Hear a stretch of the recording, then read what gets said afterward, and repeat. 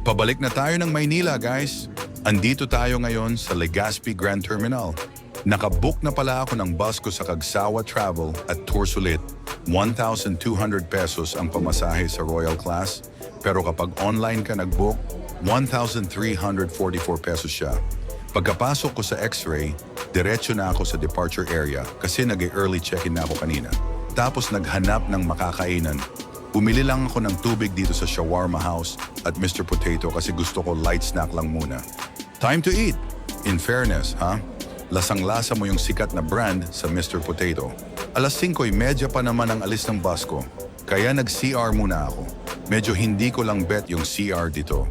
Hindi gumagana yung gripo at medyo hindi malinis. Siguro kulang sa maintenance. Ayun, lumabas na ako para sumakay. Numero 23 ang seat ko.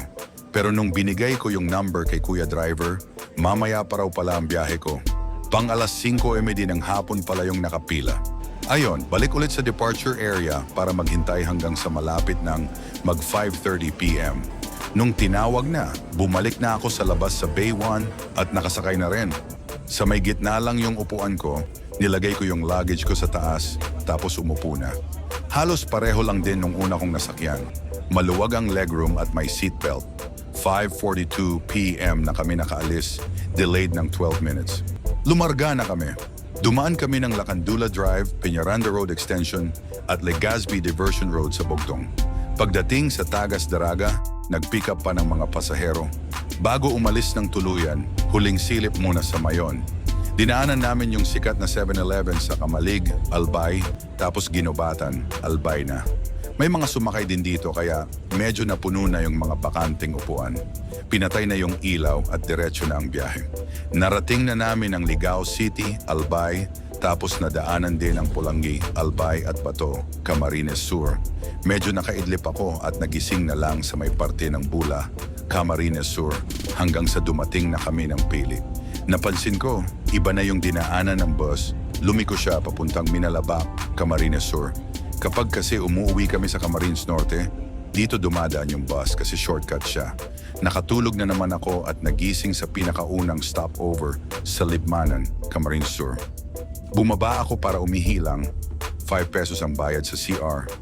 Tapos bumalik agad sa bus para mag-snack ng siopaw at itlog na baon ko. Favorite ko talaga ang siopaw.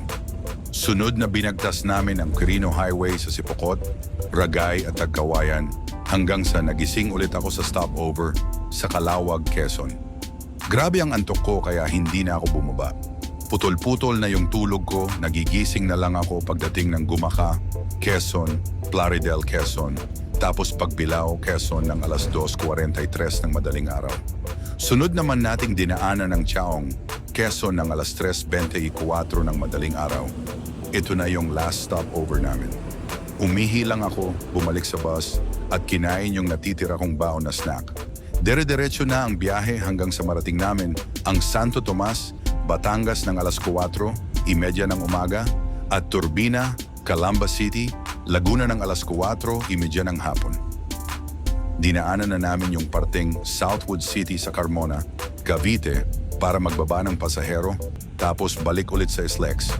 Diretso lang hanggang San Pedro City, Laguna at Muntinlupa City, Metro Manila. Finally, nasa loob na tayo ng Metro Manila. Tanaw na dito yung mga matataas na buildings. Nadaanan din namin ang Naya Terminal 3. Diyan ako madalas sumakay kapag nagre-airplane ako. Nag-exit na yung bus hanggang sa marating namin ang Tambo, Parañaque City at sa wakas, andito na kami sa PITX. Pumasok na yung bus sa loob ng terminal at babaan na namin. 5:56 ng umaga, ako nakababa. Inabot ng 12 oras at 14 na minuto ang biyahe namin kabuuan. Diretso na ako sa loob ng PITX para umuwi. To be continued.